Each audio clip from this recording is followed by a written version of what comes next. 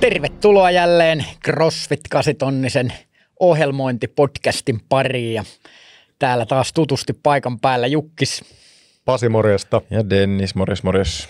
Ja nyt on huikea talvikausi meneillään ja vähän voisiko sanoa, että semmoinen CrossFittajan kisakausi vai mitä seuraavat itse asiassa 7 viikkoa pitää sisällä?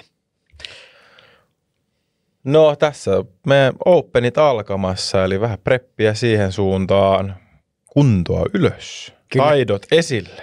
Kyllä. Aika lailla. Joo, meillä on ollut pitkiä kovia voimaprogressioita ja ne on aina tähdittänyt sitä ja totta kai voimaa ei tästäkään jaksosta puutu, mutta tätä voisi kuvata ehkä, että se on vähän niin kuin tällaisen monipuolisen aineenvaihdunnallisen kuntotreenin jakso, olisiko näin? Kyllä. Kyllä, joo. Ja tosiaan ensiksi on vähän tämmöinen niin kuin open preppi ja sen jälkeen meitä tähdittää nämä openit. Katsotaan tämä seuraava katsaus, mitä se pitää sisällään ja monipuolista aineenvaihdunnallista kuntoa, niin mitä se tarkoittaa? Miten tätä kuntoa kehitetään?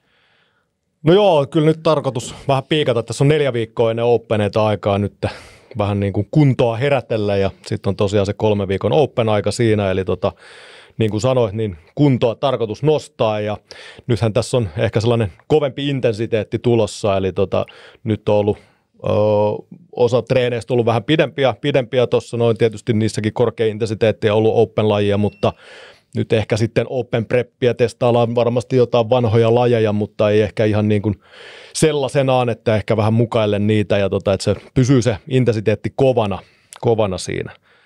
Ja Power Houria tuodaan kans tähän näin nyt niin kuin 4 viikkoa ennen niitä Openeita, niin saadaan sellainen tehokas tunti, ollaan tuossa muutamissa sykleissä sitä hyödynnetty, niin siinä tulee monipuolista tekemistä. Se on ollut toivottu ja siitä on aina jengi tykännyt. Mitä se tarkoittaa? Mikä on Power Hour? No, kello päälle. Meillä on tunti aikaa siihen hyvät lämmöt ja sitten aika usein ollut 3 erilaista osioa, että siinä tulee joskus ollut vähän nostoa ja voimajuttuja ja sitten tehdään niin kuin metkonia erilaisilla mukailtuna siinä, niin monipuolinen tehokas tunti nimensä mukaisesti. Kyllä, ja tämä oli nimenomaan ennen Openeita ja sitten valmistaudutaan sinne 3 viikkoon. Mites mä puhuin vähän, tai sanottiin, että mites nyt on fokus tässä kunnossa ja jääkö nämä voimareenit meiltä kokonaan pois? Kyykätäänkö me esimerkiksi? Sitähän aina kaikki kysyy. No kyllä, tosiaan niin kuin sanoit, niin nyt on kyykky kautta voima setit, ne jää vähän pienemmälle volyymille. Pidetään paino suht korkealla, mutta tullaan kyykkää kumpaakin, että me mennään nyt. Tullaan seuraavissa menee vuoroviikoin, mennään takakyykky, etukyykky, mutta aika lyhyitä sarjoja, pidetään lihakset vahvoina, mutta ei laiteta tukkoon tai pyritään, että ei menisi tukkoon tästä, mutta enemmän, että jäisi semmoinen vahva olo siitä niin kuin voimatreenistä. Kyllä, Openeissa on usein nähty jos jonkinlaista voimisteluliikettä ja ainakin tuossa korona-aikaa, kun niitä pienemmissä tiloissa tehtiin, niin siellä oli erilaistakin liikettä ja nämä voimistelut aina osalle tuottaa hankaluuksia. Miten me tähän valmistaudutaan? No otetaan vähän skillipäivää siihen, eli käytetään harjoitellaan taitoja, mitä nyt hyvin todennäköisesti tulee siellä Openeissa. Siellä on toast-to-barit, varmasti tulee double underit jossain lajissa, ihan varmasti tulee kippileukaa, chest-to-baria, niitä harjoitellaan ja sitten wall walkia, nyt on ollut kyllä aika usein vuotena sitä wall walkia, niin sitä treenaillaan, niin saadaan siinä sitten tekniikat kohilleen. Kyllä. Ja sitten siihen taitopäivään, niin sitten hyvä metkoni vielä päälle, sellainen open prep-tyyppinen metkoni. Niin. Kyllä. Mitäs sitten, jos vaikka kuinka pyristelee ja ei voimat riitä sinne seinäkiipeilyyn asti, niin saadaanko me tehtyä vielä jotain jerkkuu sinne olkapäille? Hyvin mahdollisesti siinä. Meillä tulee tuommoinen kiertävä voimaharjoittelu tai niin kuin voimatreeni, eli me ei aloiteta nyt mitään uutta progressioa voimaan, niin kuin yläkropan voimaan, vaan Sieltä saattaa tulla pressiä, vetävää, erilaista, mutta matalalla taidolla, eli ei niin kuin high skill voimatreeniä, eli hidasta puhasta voimaa siihen enemmän. Joo, ja tämä oli ainakin mielenkiintoinen vaihteleva setti, että nyt ei aina junnata niillä tietyillä pitkillä progressioilla, vaan joo, nyt vaihtelevasti. Enemmän mennään ylläpitävästi. Just sitten, näin. Eli pidetään niin kuin hereillä, sanotaan näin enemmän. Eli voimistelupuolelle paljon seuraavassa jaksossa asiaa ja niin voimaa, kun sitten päästään noita taitojakin reenailemaan. Siellä on toastybaarit ollut ainakin tuolla Lahden salilla monella haaveissa, niin toivottavasti tämän jakson aikana sitten saadaan sinnekin uutta puhtia. Me ollaan unohdettu painonnosto. Onko se ohjelmassa lainkaan?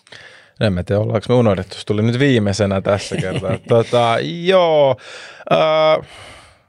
vähän lyhyemmillä tauoilla tulee vähän barbell cyclingia, eli opetellaan liikuttaa sitä tankoa kanssa pään päältä takas alas, ja touch and gona ehkä vähän enemmän, erilaisia settejä, ehkä vähän enemmän raakanostoja, komplekseja, ja vähän väsyneenä saattaa olla joku muu liike siinä mukana, mutta semmoista saattaa tulla siellä openissa kanssa, eli ettei aina olla ihan freshina levätty 3 minuuttia ennen sitä nostoa, vaan pienellä sykkeellä sitä raskasta kuormaa. Sitä pitää yleensä sitä siellä kisoissa kautta openissa tehdä. Joo, ja tästä ei varmaan haittaa, että sen tangonkaan osaa tehokkaasti toimia, niin sitten se on vähän eri juttuunsa siinä kanssa, vähän väsyneenä. Että sitä pitää vähän harjoitella, kyllä. Kyllä. Okei, aika monipuolinen jakso luvassa. Meillä on valmistaudutaan sinne. Meillä oli tämä Power Hour, sitten toimitaan tangon kanssa. Päästään kyykkäilemään, voimaillaan yläkropalle vaihtelevasti. Sitten nämä openit lähestyy. Openi ensimmäinen laji julkaistaan taas silloin torstai-yönä, onko näin? Joo, se oli silloin helmikuun loppupuolella, olisiko 29. Tammikuun. Ai tammikuun, ei kun helmikuun. Aivan, me eletään jo tammikuuta, helmikuun loppupuolella. Helmikuun loppupuolella. Kyllä, ja openit, tehdäänkö ne tutusti lauantai vodessa?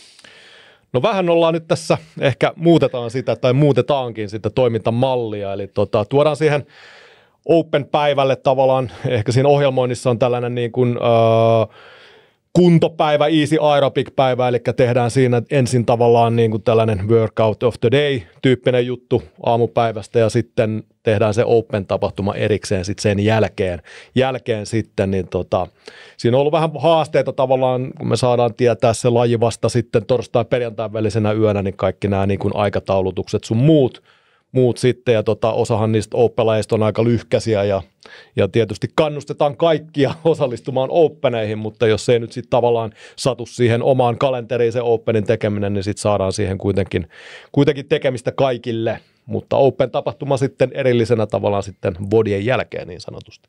Kyllä, eli Open-viikoilla, se on 3 viikkoa nykyään enää, niin siellä vaihtoehto joko aamuvodi tai sitten tuut osallistumaan ja kokemaan huikea kisafiiliksen ja katsomaan itseäsi leaderboardilta.